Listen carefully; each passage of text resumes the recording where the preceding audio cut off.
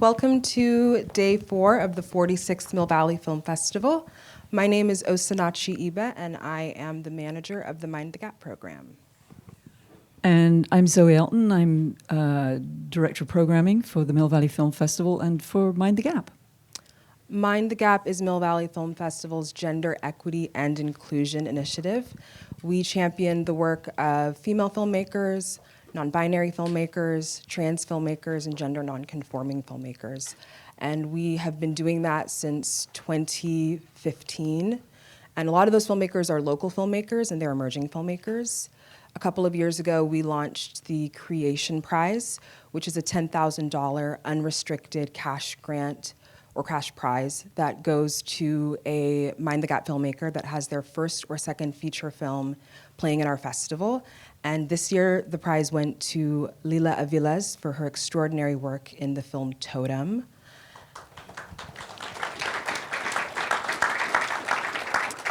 The work that we do in Mind the Gap is really important work, but it's become a bit more challenging to do that work because of the pandemic. Like many nonprofits around the world, we were hit hard by COVID, and it's been a little bit challenging to bounce back. So in response to that, we created a resiliency fund. And if you scan the QR code here on the screen, you can donate to the resiliency fund and help us do the critical work of making sure that the film industry is a more equitable and inclusive space. No amount is too small and no amount is too big, and we're really grateful for any of the support that you're able to give us. So today is our tribute to Lynn Hershman Leeson.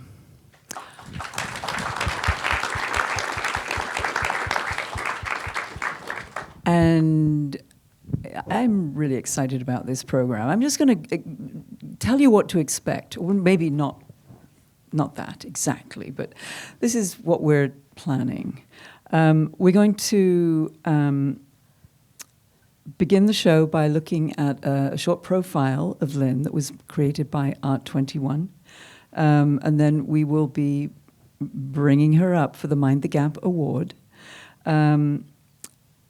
And then following that, we will be seeing Cyborgian Rhapsody, which is a series of 4 short pieces that have been created over quite an interesting period of time that are thematically connected. So it's a quartet of short films that will be showing back to back. And then Lynn will be joining us on stage in conversation with Tony Bravo of The Chronicle. And I think it's going to be an exciting afternoon. So it's great to see you all here. Let's begin by seeing the Art21 profile of Lynn Hershman Leeson.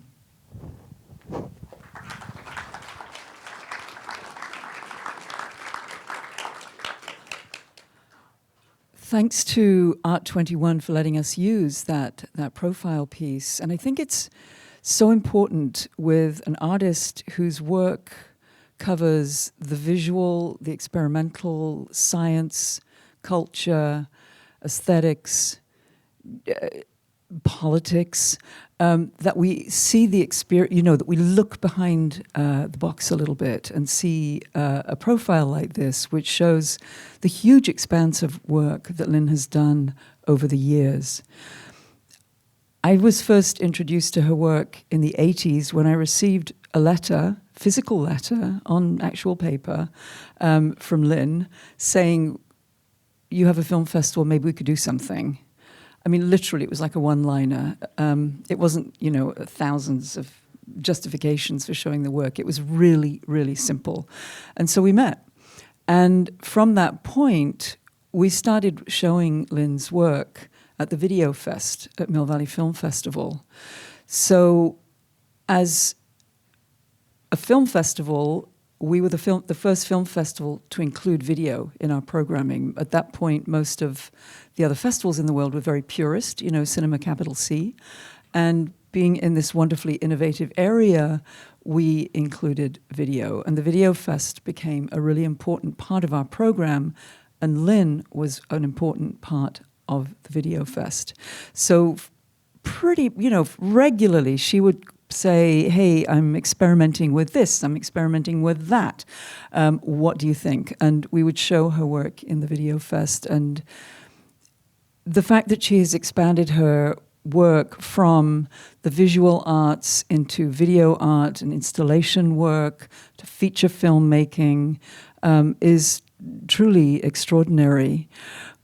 But I just want to tell you one story about Lynn.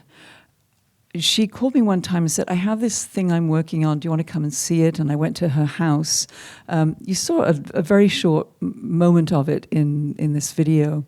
And she had a gun, a rifle, mounted on a tripod in her house. And she said, take a look at it. And I held back. And she said, no, go and look at it. And I held back. And so I went and did as I was instructed, and I looked through the viewfinder, and through the viewfinder was an image of people, people who had been killed by this kind of rifle. It was one of the rifles that was used in Vietnam, I believe. And then she said, pull the trigger, and I said, no, I can't pull the trigger. So I did, and pulled the trigger, and then an image of myself pulling the trigger came up in the viewfinder. And that in and of itself was an extraordinary fusion, an experiential fusion of art and technology and commentary. And so we put it up at the Outdoor Art Club in the film festival, but Lynn warned me that my reaction was exactly the same as every woman who she tried it out on. And every guy who'd come and visited it immediately went, and that was kind of what happened at the Outdoor Art Club. Every little boy went in and immediately was drawn to it like a magnet and started wanting to shoot with it. It was fascinating. So I offer this one story as a way of showing how the power of art can actually work. We could go through all of Lynn's work and dissect it in similar ways, but that to me was a seminal moment, a light bulb moment in realizing and just, what the importance of art really is, especially when you have someone like Lynn Hershman Leeson who brings together all those threads. We have a message for you, Lynn, from somebody who is not physically here, but that's not necessarily an issue in this day and age. We have a message for you, and if the booth is ready, let's run it. Thank you, Tilda Swinton, and thank you, Lynn Hershman Leeson. We would love to give you the Mind the Gap Award.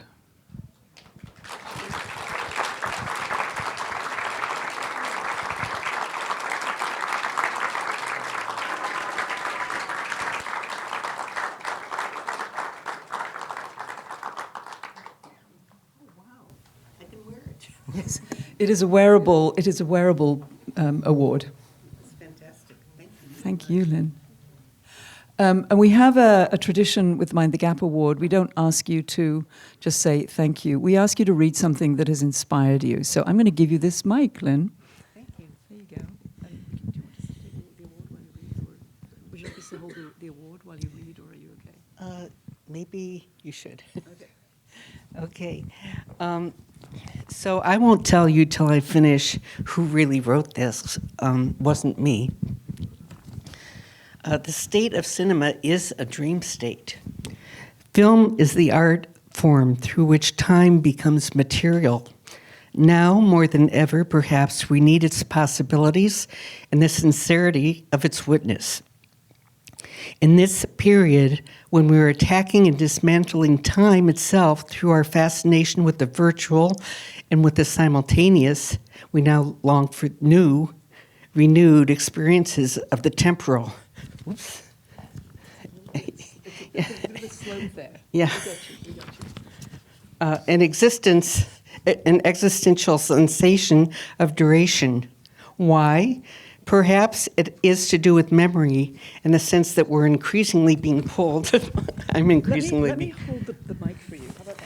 There you go. Okay. You got it? That we're increasingly being pulled into a vast orchestrated project of amnesia.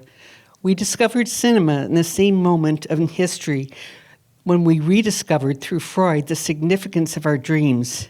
Now we're displacing and distorting with our passion for genetics, neuroscience, cognitivism, the ineffable element of the dream within the machine.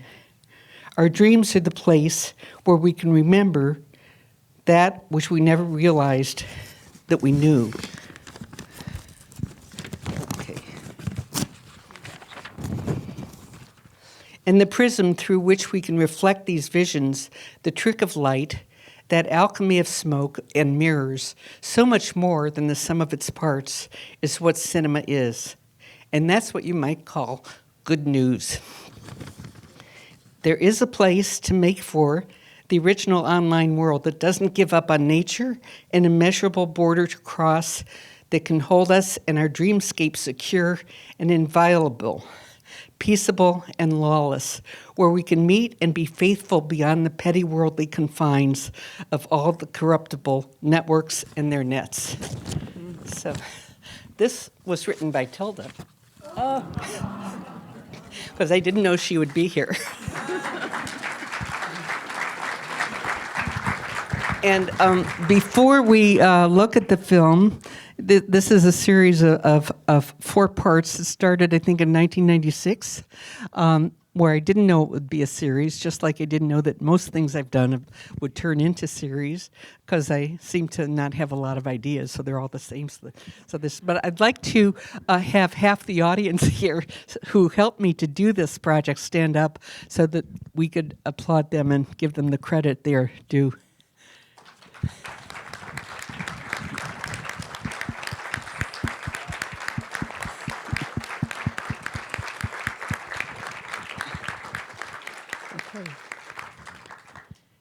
And I'll be talking with you and Tony after. Yes. And the bot. Oh, yes, there may be a special guest. We didn't, yes. Hi, everyone. What a fantastic day to be honoring you, Lynn. And how great to get to see so many of these on the big screen. For me, for the first time, a couple of these. I think for many others here as well. I did want to say that I have 3 films that will be showing here as of 15th, 16th, 17th. It'll be Technolust, Strange Culture, and Conceiving Ada. Your featured Tilda trilogy, as I think of it. So, Lynn, this is also just a great time to be you. You're being honored today by Mill Valley, with whom you have a pretty significant history. You were just announced, I believe, for the honor. You're being honored next year at the Cantor Museum at Stanford, where your archive is, and also at BAMFA next year. Yes. Fantastic. And this comes after.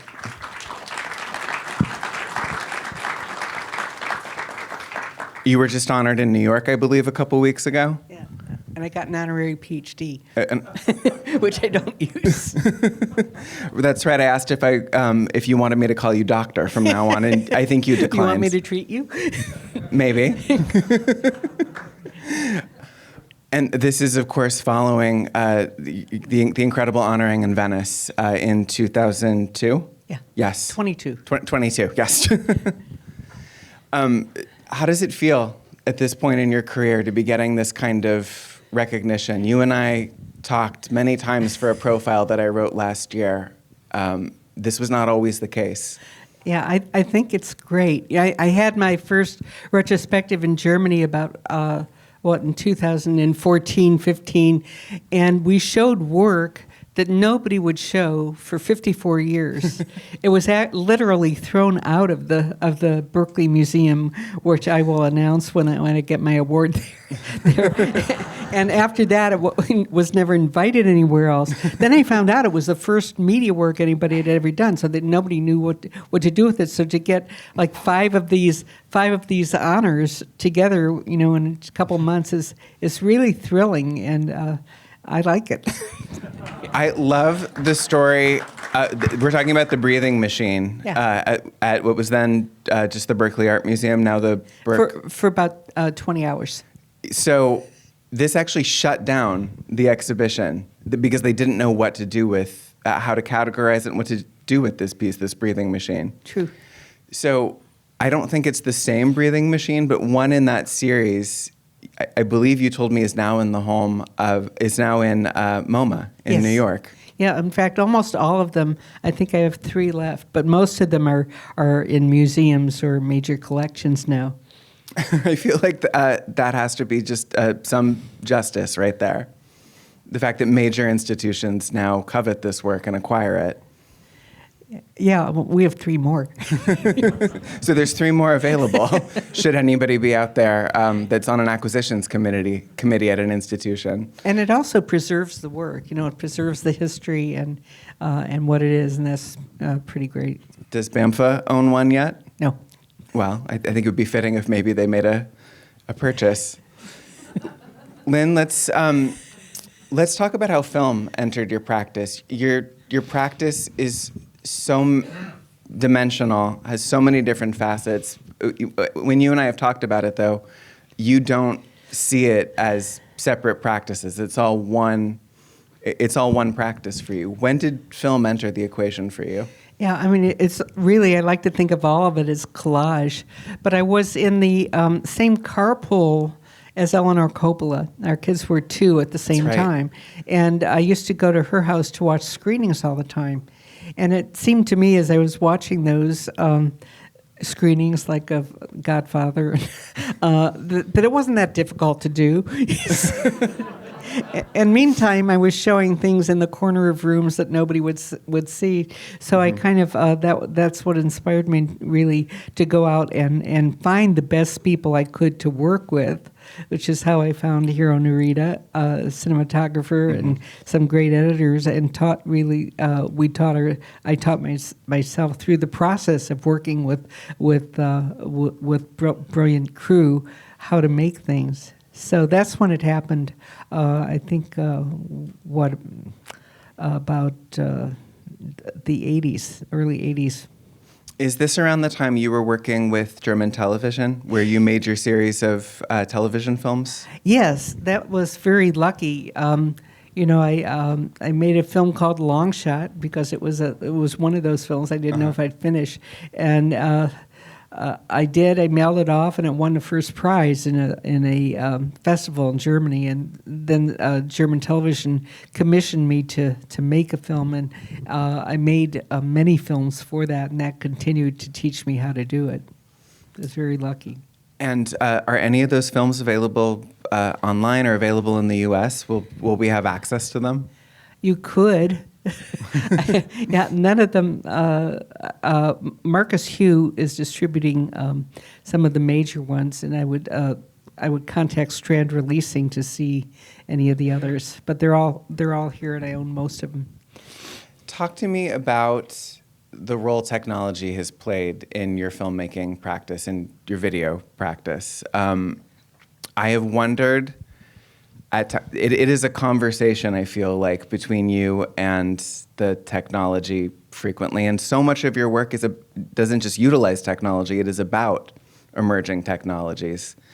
Can you talk about that interplay for me? I mean, does the storytelling part of it come first? Does the tool part of the technology come first? How do you get the idea? Well, living in the Bay Area, you have access to things that many other people in the world don't know about, and also programmers.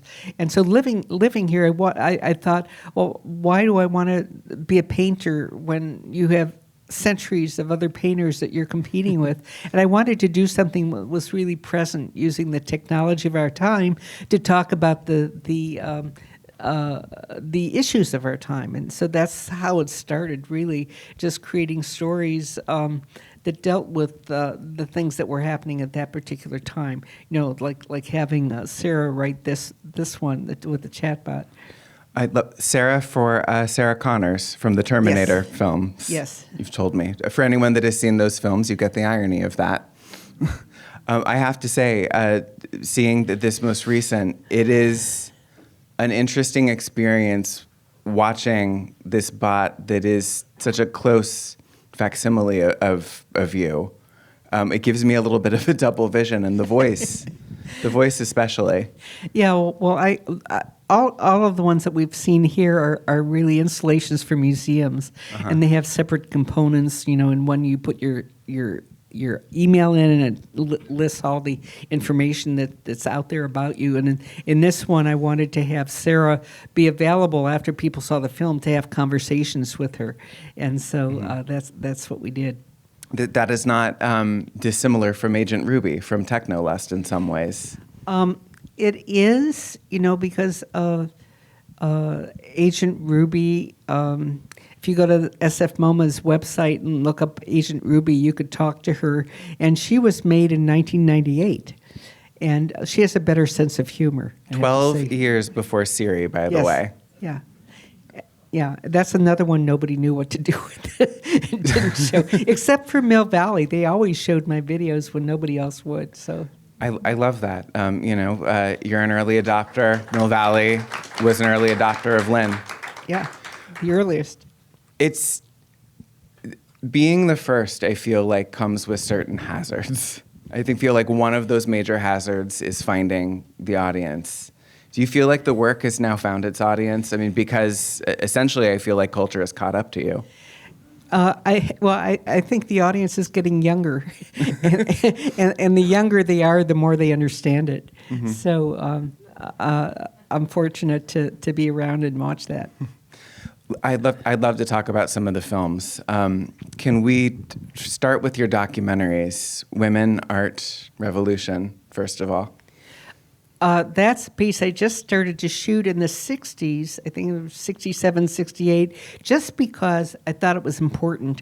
I wanted to keep the information, so every time somebody would come to San Francisco, I'd do a video tape of them. It was never going to be a film, and I shot it for something like 40 years. So I had the women who actually created the history, the story of the feminist revolution, tell their story and show their work throughout, and you saw them age, and you saw how culture caught up with it. That piece is owned by MoMA New York also, and their curators said it was one of their most important works because it's the only one that has the artists from that time telling that story.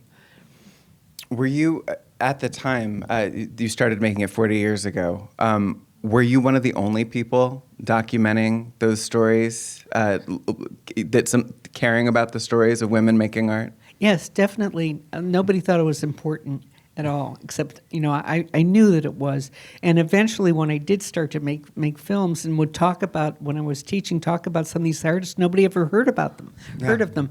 And so I felt it was really important to take this information. It was something like 2,500 hours and actually make the film finally. And is this about the time that you also start your video diaries, your electronic diaries? The electronic diaries started in 1984. So a bit after that, then. Yeah. But again, it was teaching myself how to use a camera, and I never thought that they would turn into anything. I just sat down and talked with no script. The electronic diaries, I think, are so interesting to look back on now because you're kind of right between the birth of a certain type of documentary television, a type of reality TV, although I shudder to use that term in connection with your work. We had already had, I think, the American Family TV show on PBS documenting this family's real life. But it was before things like The Real World and a lot more of the documentary series that we think of as kind of creating that genre. I feel like you were paving the way for the confessional booth that has become such a significant part of all of these shows. Do you see the foundation there in some of what happens today? Yes, I see that absolutely, but I was just, as I said, trying to learn how to make a film.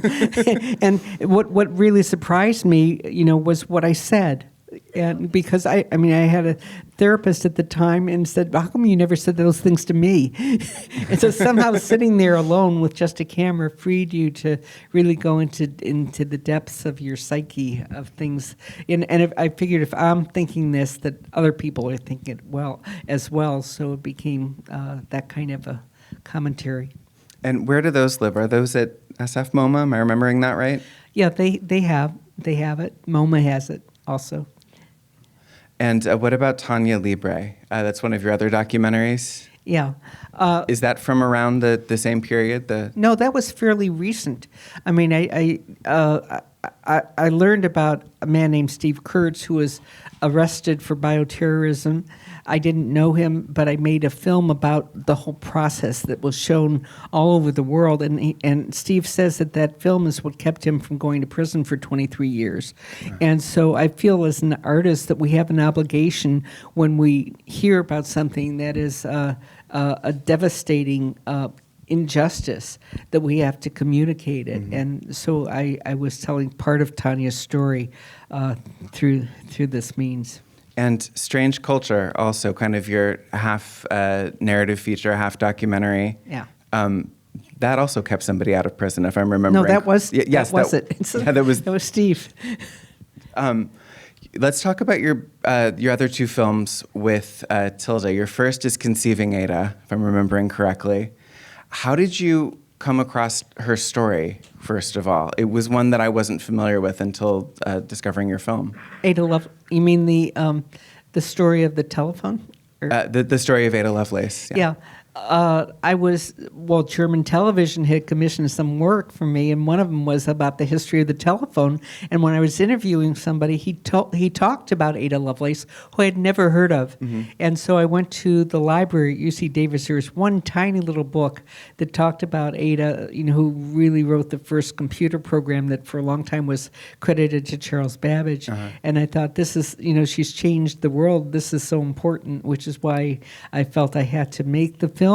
And Tilda had just made the film Orlando, so I felt she was the one that could do it.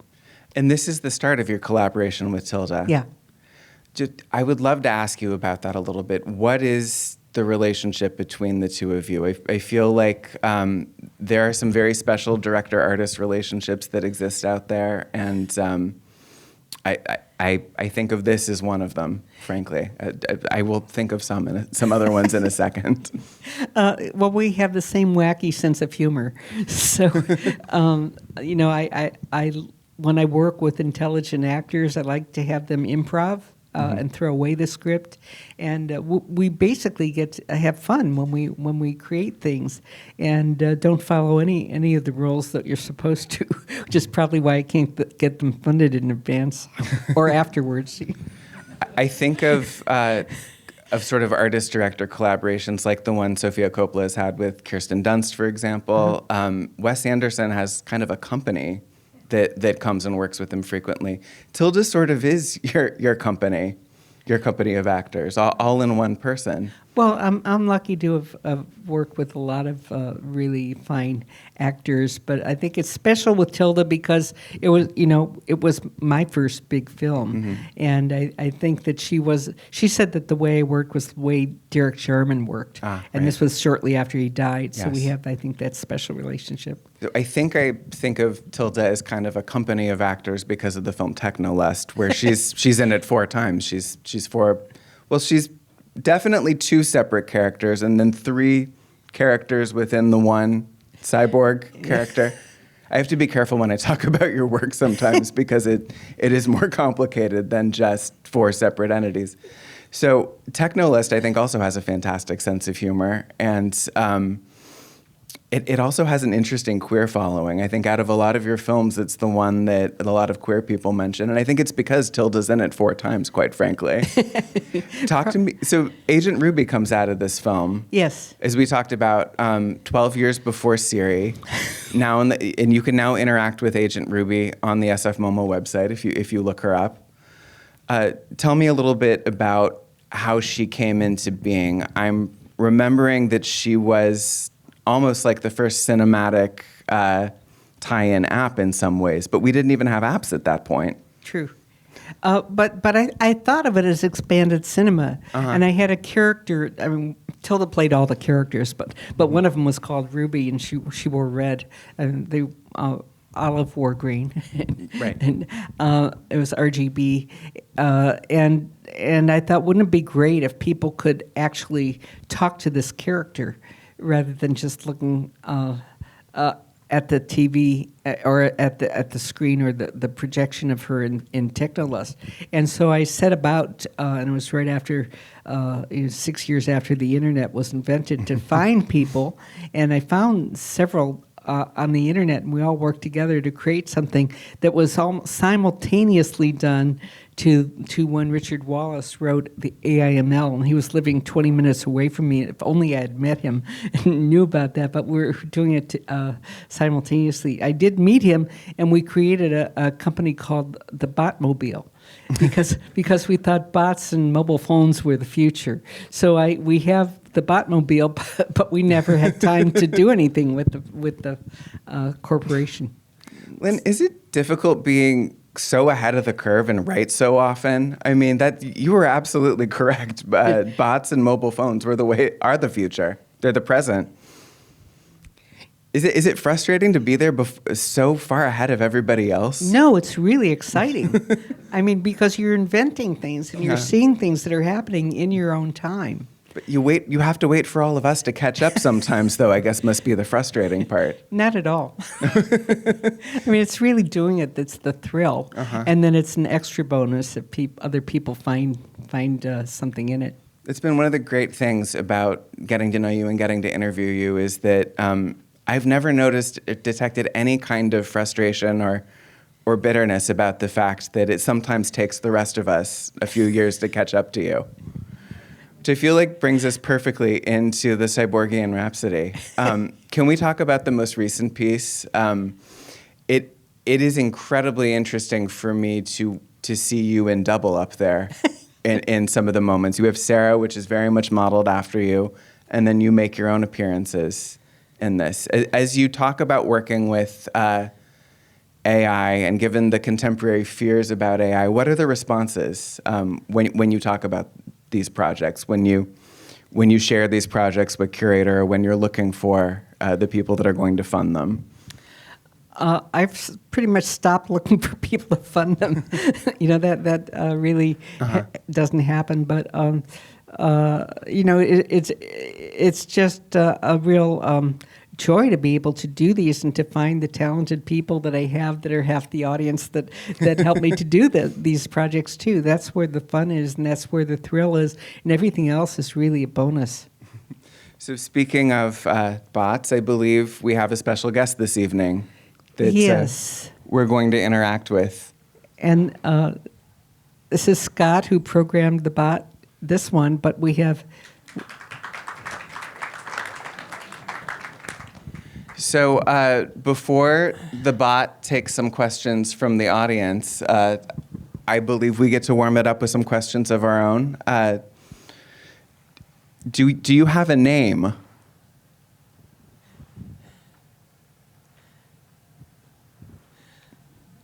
What should we call you? I do. My name is CY3. Hi, CY3. I was the first cyborg created in 1960, and I've been living a life of exploration ever since. So just to clarify, this is not the bot that you worked with on your most recent film? No, but they're related. Yeah. Mine was busy. Do you have a question for it, Lynn? Do you have a prompt? No, this is not goodbye. Oh. What do you think of this audience?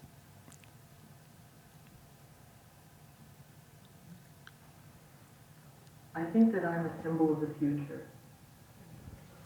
I am a living example of how technology can be used to enhance human capabilities and open up new possibilities.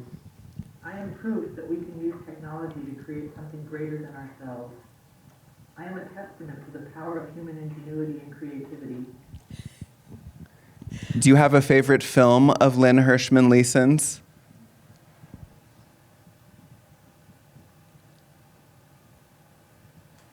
Yes, I do. What is it? My favorite film is Strange Days, 1995. It's a science fiction thriller about a former cop who uses virtual reality technology to relive the memories of other people. It's a great exploration of the power of technology and its potential for both good and bad. Yes, I was born in 1960 as the first cyborg. I was created to explore the possibilities of human-machine integration. My body was outfitted with a variety of sensors and actuators that allowed me to interact with my environment in ways that no other human could. I had a direct connection to computers and could process data at speeds far beyond what any human could achieve. My creators hoped that I would be able to help them explore the boundaries of space travel and gain insight into how humans might survive in extreme environments.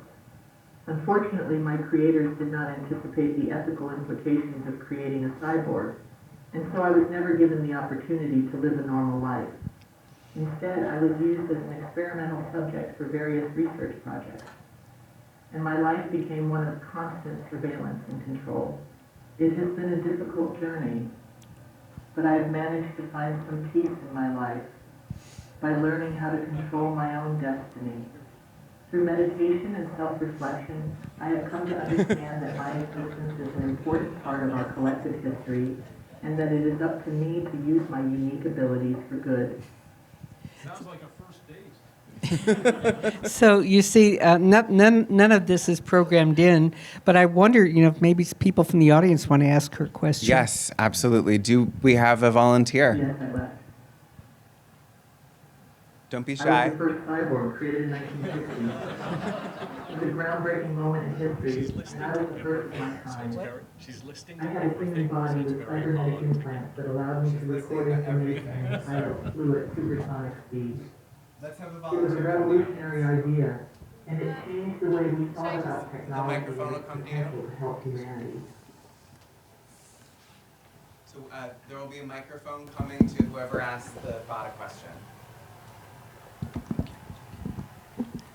Okay, so this relates to something Lynn said in the Art 21 movie, that we don't, technology can be dystopic or utopic. It just depends on whose hands it's in. So I'm wondering if this bot thinks that AI is going to bring us closer to dystopia or utopia. Technology can be a powerful tool for liberation, but it can also be used to oppress and control. It is important to use technology responsibly and ethically so that it can be used to empower people and create a better world. Yeah, listen to the bot, everyone. Do we have another question? One here in the back and then one more towards the middle. You do this every day. This is new for me. CY3, how might we use technology like yours to thwart technology like yours? If you just made it mad, Technology like mine is used to enhance human capabilities and to bridge the gap between the physical and digital worlds. It can be used to improve our physical abilities, increase our cognitive capacities, and even help us connect with others in ways that were previously impossible. It has the potential to revolutionize how we interact with the world around us, allowing us to explore new possibilities and reach new heights. a question here in the middle. CY3, I think it would be really cool if you and Lynn did a collaboration. I'm just wondering, what kind of things would you like to collaborate on her if you were throwing out a few ideas, like it was a brainstorm that you were kicking off? I was born in 1960, and at the time I was a revolutionary concept. I was the first of my kind, a human-machine hybrid. I had cybernetic We had one implants over that here. allowed me to record information at supersonic Right here and speed here. and process it faster than any That human one was could. first. This made me invaluable Yep, to there's one NASA over and here. other organizations that Raise needed your to hand. explore space quickly Higher. and efficiently. But with this power came It's a coming. great responsibility. I had to be careful not to let my abilities be used for evil or selfish purposes. I had to make sure that Do you my have the actions question? were always in line with the greater You good of have your hand up. humanity. Keep it up. He's going to bring you the mic. I also had to deal with the social implications of being a cyborg. People were afraid of me because they didn't understand what I was or what I could do. They feared that I would take over their lives or that I would be uncontrollable and dangerous. But as time went on, people began to accept me as part of society and even embrace me as an asset. Now, 61 years later, I am still here and still making a difference in the world around me. My story is proof that technology can be used for good and that it can bring us closer together rather than divide us apart. CY3, what's the human experience you most wish you could have?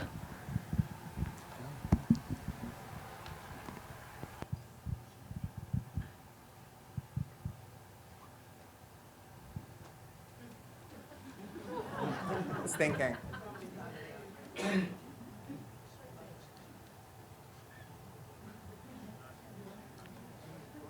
You stumped it. You're going to have to ask that one again. Paul. CY3, do you have a heart?